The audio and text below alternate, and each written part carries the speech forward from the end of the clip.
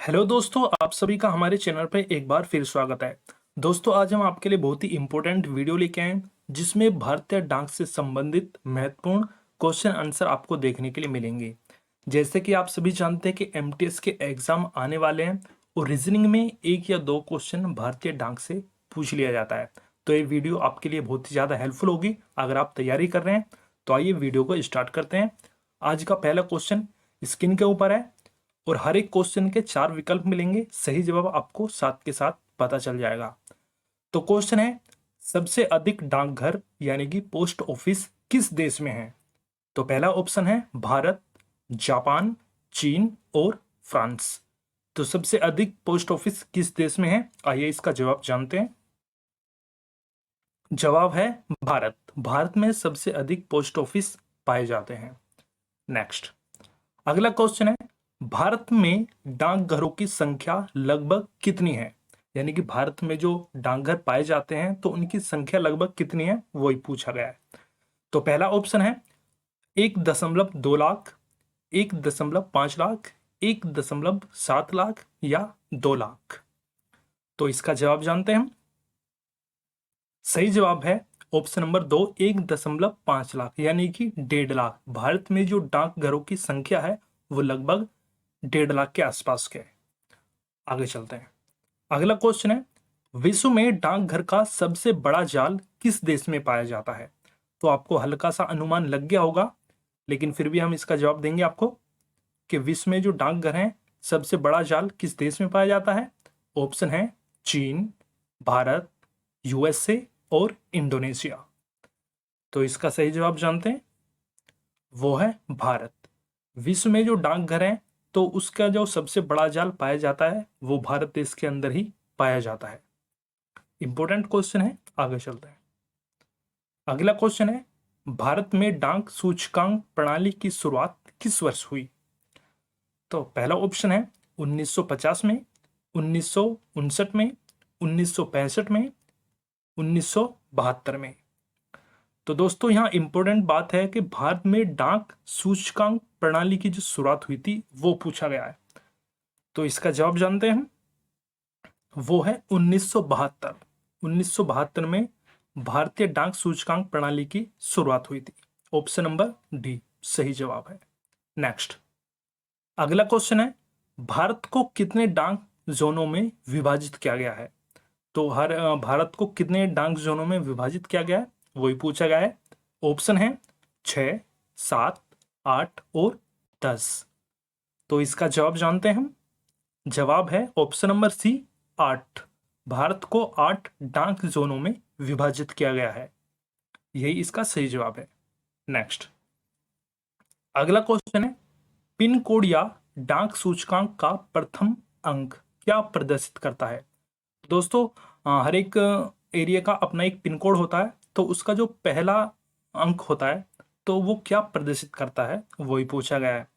तो ऑप्शन है राज्य, जोन, जिला और वितरण क्षेत्र। तो क्या वो प्रदर्शित करता है पहला अंक, आइए जानते हैं। तो सही जवाब है जोन। पिन कोड का पहला अंक जोन को प्रदर्शित करता है। इंपॉर्टेंट क्वेश्चन है, आगे चलते हैं। अगला क्वेश्चन है, भारत के डाक सूचकांक यानी कि पिन कोड में कुल कितनी संख्याएं होती हैं? तो पिन कोड में जितनी भी संख्याएं होती हैं शायद आप जानते होंगे, लेकिन फिर भी ऑप्शन है 4, 6, 7 और 8। तो इसका सही जवाब जान लेते हैं, वो है 6। जो पिन कोड में संख्याएं होती हैं तो वो 6 उसमें डिजिट होते हैं पिन कोड में। इंपॉर्टेंट क्वेश्चन है। नेक्स्ट, अगला क्वेश्चन है, भारत में डाक टिकट किस गवर्नर जनरल के शासनकाल में शुरू किया गया था? तो जो भारत में डाक टिकट जारी हुआ था वो किस गवर्नर जनरल के शासनकाल में शुरू हुआ था वही पूछा गया है। तो ऑप्शन है Lord Kenin, Lord Wellesley, Lord Dalhousie और लॉर्ड बेंटिंग। इसका सही जवाब जान लेते हैं। सही जवाब है लॉर्ड डलहौजी। तो डाक टिकट जो लॉर्ड डलहौजी के शासनकाल में शुरू किया गया था। इंपॉर्टेंट क्वेश्चन है, आगे चलते हैं। अगला क्वेश्चन है, भारत में आधुनिक डाक प्रणाली का प्रारंभ कब हुआ था? तो तो भारत में जो आधुनिक डाक प्रणाली है उसका प्रारंभ कब हुआ है, यही पूछा गया है। तो ऑप्शन है 1850 ईस्वी, 1852 ईस्वी, 1854 ईस्वी, 1880 ईस्वी। तो इसका जवाब जान लेते हैं।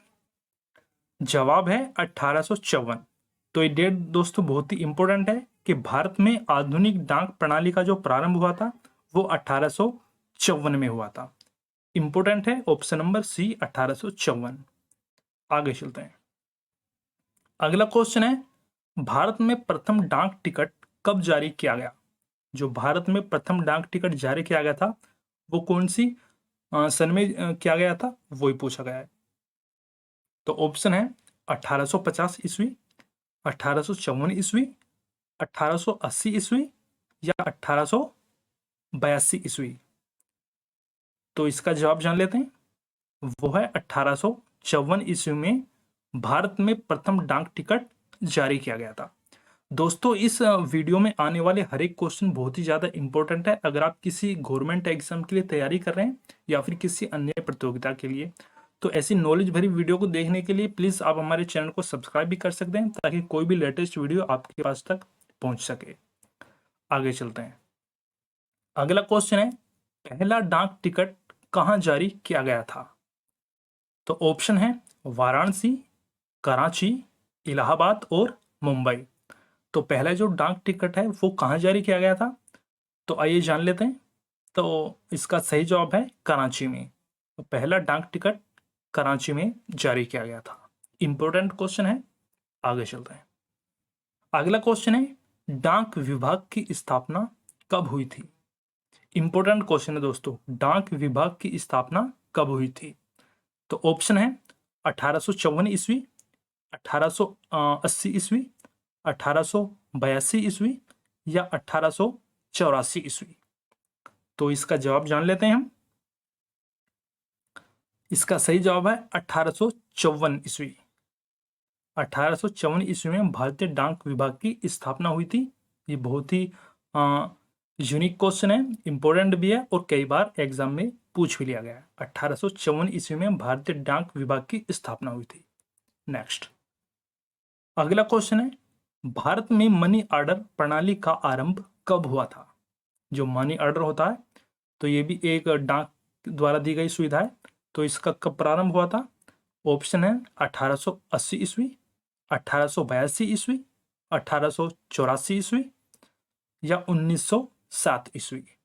तो इसका जवाब जान लेते हैं। जवाब है 1880 ईस्वी में भारत में मनी ऑर्डर प्रणाली का आरंभ हुआ था। 1880 ईस्वी में। इंपोर्टेंट क्वेश्चन है। आगे चलते हैं। अगला क्वेश्चन है, कुरियर सेवा में प्रतिस्पर्धा के लिए भारतीय डाक विभाग ने डाक सेवा स्पीड पोस्ट सर्विस का आरंभ कब किया था? एक बार फिर रिपीट कर देता हूं क्वेश्चन। कुरियर सेवा से प्रतिस्पर्धा के लिए भारतीय डाक विभाग ने डाक सेवा स्पीड पोस्ट सर्विस का आरंभ कब किया? तो स्पीड पोस्ट ये भी एक डाक द्वारा दी गई सेवा है। तो इसका कब आरंभ हुआ था? ऑप्शन है 1988 ईस्वी, 1987 ईस्वी, 1989 ईस्वी या 1986 ईस्वी। तो इसका जवाब जान लेते हैं। जवाब है 1986 ईस्वी में जो स्पीड पोस्ट है उसका आरंभ किया गया था भारतीय डाक के द्वारा 1986 ईस्वी में। इंपॉर्टेंट क्वेश्चन है दोस्तों। नेक्स्ट अगला क्वेश्चन है, भारत में एसटीडी सेवा की शुरुआत किस वर्ष हुई? तो ये भी बहुत इंपॉर्टेंट है। ऑप्शन है इसके 1950 ईस्वी, 1954 ईस्वी, 1960 ईस्वी या 1972 ईस्वी। तो इसका जवाब जान लेते हैं। 1960 ईस्वी भारत में एसटीडी सेवा की जो शुरुआत हुई थी वो 1960 ईस्वी में हुई थी। इंपॉर्टेंट क्वेश्चन है दोस्तों। अगर वीडियो आपको अच्छी लग रही हो तो प्लीज़ अपने फ्रेंडों को शेयर भी कर सकते हैं, जिस फ्रेंड को इस वीडियो की ज़रूरत हो या फिर कोई एग्ज़ाम के लिए तैयारी कर रहे हो। और प्लीज़ चैनल को सब्सक्राइब जरूर कर लेना। नेक्स्ट अगला क्वेश्चन है, भारत में पहली एसटीडी सेवा किन दो स्थानों के मध्य शुरू हुई थी? जो भारत में एसटीडी सेवा शुरू हुई थी तो वो किन दो जगहों या स्थानों के बीच शुरू हुई थी, वो ही पूछा गया है। तो ऑप्शन है दिल्ली और लखनऊ के बीच, दिल्ली और कानपुर के बीच, लखनऊ और कानपुर के बीच, या कानपुर और इलाहाबाद के बीच। तो इसका जवाब जान लेते हैं। जवाब है लखनऊ और कानपुर के बीच भारत में पहली एसटीडी सेवा शुरू हुई थी। लखनऊ और कानपुर के बीच, ऑप्शन नंबर सी इसका सही जवाब है। इंपॉर्टेंट क्वेश्चन है, आगे चलते हैं। अगला क्वेश्चन है भारत में प्रथम हवाई डाक सेवा की शुरुआत किन दो स्थानों के बीच हुई थी? तो भारत में जो पहली डाक सेवा थी, जो हवाई डाक सेवा है, तो वो किन दो स्थानों के बीच हुई थी, वही पूछा गया। ऑप्शन है दिल्ली और लखनऊ, दिल्ली और मुंबई, लखनऊ और कानपुर, इलाहाबाद और नैनी। तो यानी कि नैनीताल भी हो सकता है, ये नैनी का मतलब नैनीताल है। तो किन दो स्थानों के हवाई सेवा जो हुई थी, डाक विभाग के द्वारा हवाई सेवा जो शुरू हुई थी, वो किन दो स्थानों के बीच हुई थी? तो इसका जवाब जान लेते हैं। जवाब है इलाहाबाद से नैनीताल के बीच में वो भारतीय डाक हवाई डाक सेवा जो शुरू हुई थी, इलाहाबाद से नैनीताल के बीच। इंपॉर्टेंट क्वेश्चन है, आगे चलते हैं। अगला क्वेश्चन है भारत में प्रथम तार सेवा टेलीग्राफ सर्विस की शुरुआत किन दो स्थानों के बीच हुई थी? तो ऑप्शन है लखनऊ से कानपुर, मुंबई से ठाणे, इलाहाबाद से नैनी और कोलकाता से डायमंड हार्बर। तो इसका जवाब जान लेते हैं हम। जवाब है कोलकाता से डायमंड हार्बर। तो भारत में जो प्रथम तार सेवा, जिसको टेलीग्राफ सर्विस बोलते हैं, तो उसका जो आरंभ हुआ था, यानी कि शुरुआत हुई थी, वो कोलकाता से डायमंड हार्बर के बीच हुई थी। ये दो स्थानों के बीच हुई थी पहली बार भारत में डाक से भारत की प्रथम जो तार सेवा शुरू की गई थी, कोलकाता से डायमंड हार्बर के बीच में हुई थी। इंपॉर्टेंट क्वेश्चन है। नेक्स्ट अगला क्वेश्चन है संपूर्ण विश्व में संचार का सबसे तेज और सस्ता साधन कौन सा है? तो यहाँ संपूर्ण विश्व की बात करी गई है। तो जो संपूर्ण विश्व में जिसका यूज की गई हो, या जो सभी लोग पूरे संसार में उस चीज को इस्तेमाल करते हो, वो ऐसा कौन सा साधन है? तो ऑप्शन है कुरियर सेवा, फैक्स, ईमेल और स्नैप मेल। तो चार ऑप्शन है और इसका सही जवाब क्या है जान लेते हैं।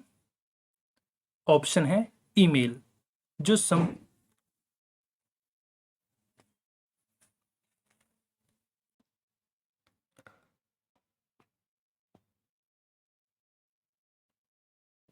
तो दोस्तों संपूर्ण विश्व में जो संचार का सबसे तेज और सस्ता साधन है वो है ईमेल। जैसे कि आप जानते हैं कि हम इसको किसी भी पीसी या मोबाइल में इस्तेमाल कर लेते हैं और इजीली एक दूसरे से कोई भी फाइल ट्रांसफर करके उसको अपना मैसेज दे सकते हैं। तो सबसे सस्ता और तेज जो साधन है वो ईमेल का ही है। आगे चलते हैं। अगला क्वेश्चन है प्रोजेक्ट एरो का संबंध निम्न में से किसके आधुनिकरण से है? प्रोजेक्ट एरो का संबंध पूछा गया है। तो ऑप्शन है विमानपत्तन, डाकघर, सड़क परिवहन और रेलवे। तो इसका जवाब जान लेते हैं। जवाब है डाकघर।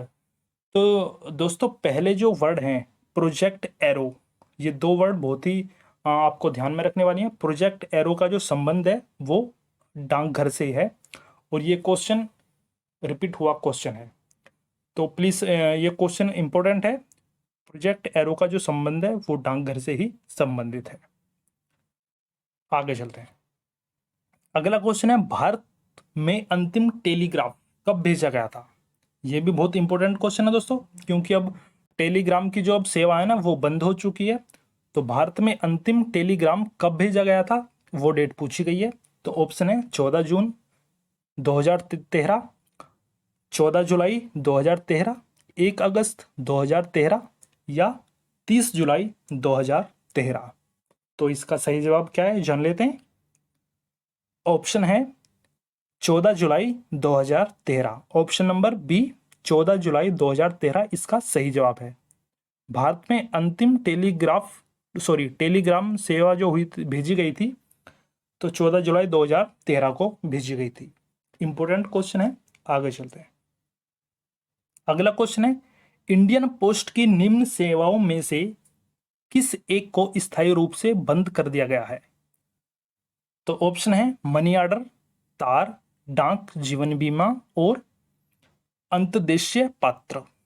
तो ये सभी इंडियन पोस्ट की सेवाएं हैं, किसको बंद कर दिया गया है वो पूछ रहा है। तो इसका जवाब जान लेते हैं, तो वो है तार।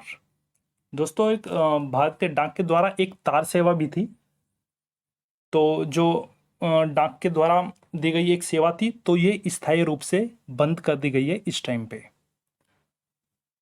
आगे चलते हैं। अगला क्वेश्चन है, डाक सूचक अंक पिन कोड का कौन सा अंक जिले से संबंधित है? तो पिन कोड, हर एक एरिया का पिन कोड अलग होता है, तो उसका जो अंक होता है वो यानी कि कौन सा अंक होता है जो जिले से संबंधित होता है या जिले को दर्शाता है। तो ऑप्शन है अंतिम अंक, प्रथम अंक, तीसरा अंक या दूसरा अंक। तो इसका जवाब जान लेते हैं। जवाब है तीसरा अंक। तो पिन कोड का जो तीसरा अंक होता है वो जिले से संबंधित होता है। इंपॉर्टेंट जानकारी दोस्तों, एक बेसिक जानकारी है लेकिन इंपॉर्टेंट है कि पिन कोड का जो तीसरा अंक होता है वो जिले से संबंधित होता है और उससे पता किया जा सकता है कि ये पिन कोड कौन से एरिया का है। आगे चलते हैं। अगला क्वेश्चन है, भारत में कार्यरत कुल डाकघरों का कितना प्रतिशत ग्रामीण क्षेत्र में कार्यरत है? तो ऑप्शन है 65%, 75%, 89% या 94%। तो जो भारतीय डाकघरों का कुल कितना प्रतिशत ग्रामीण क्षेत्र में कार्यरत है वो ही पूछा गया है। तो आइए जान लेते हैं। जवाब है 89% जो डाकघरों की जो प्रतिशत है वो 89% ग्रामीण क्षेत्र में कार्यरत है, ताकि गांव के लोग इसका पूर्ण रूप से आनंद ले सकें और उनको ये सुविधा भी मिल सके। तो 89% ग्रामीण क्षेत्र में कार्यरत है भारतीय डाक का। इंपॉर्टेंट क्वेश्चन है। नेक्स्ट अगला क्वेश्चन है, नगरों और बड़े कस्बों में डाक को जल्दी पहुंचाने के लिए डाक निकासी के कितने चैनल बनाए गए हैं? तो ऑप्शन है 4, 5, 6 और 8। तो इसका जवाब जान लेते हैं। जवाब है 6। तो नगर और बड़े कस्बों में डाक को जल्दी पहुंचाने के लिए तो डाक निकासी के कितने चैनल बनाए गए हैं? तो 6 ऐसे चैनल बनाए गए हैं ताकि किसी भी नगर और कस्बे में किसी भी डाक को, पोस्ट को एकदम फास्ट सर्विस दी जा सके, जल्दी पहुंचाया जा सके। तो ऐसे 6 चैनल बनाए गए हैं। नेक्स्ट, सॉरी दोस्तों, आज की वीडियो यहीं समाप्त होती है और मुझे उम्मीद है कि ये वीडियो आपके लिए बहुत ज़्यादा हेल्पफुल होगी। तो प्लीज़ चैनल को सब्सक्राइब और लाइक जरूर करें। आपने वीडियो देखी इसके लिए आपका बहुत बहुत धन्यवाद।